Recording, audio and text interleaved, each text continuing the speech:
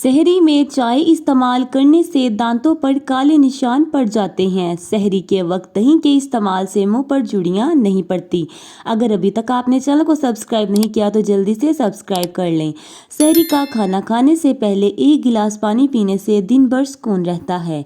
सहरी में गर्म रोटी खाने से मिर्दे की बीमारियां जन्म लेती हैं। बंद गोभी का इस्तेमाल मोटापे को कम करता है।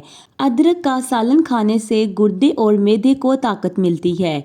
पुदीने की चटनी बनाकर खाने से बालों की खुश्की खत्म हो जाती है।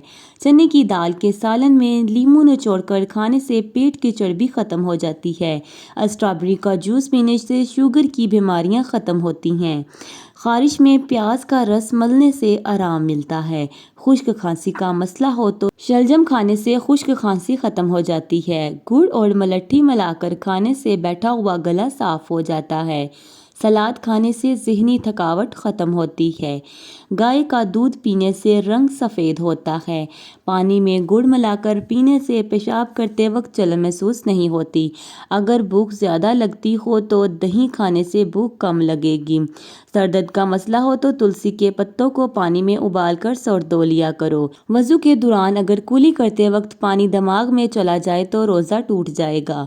नाश्ते में रोज़ाना 11 खजूरें खाएं, इसके बाद दूध पी लें। गैस के मर्ज से निजात मिल जाएगी। रात को सोते वक्त आड़ू खाने से आंखों की नज़र तेज़ होती है।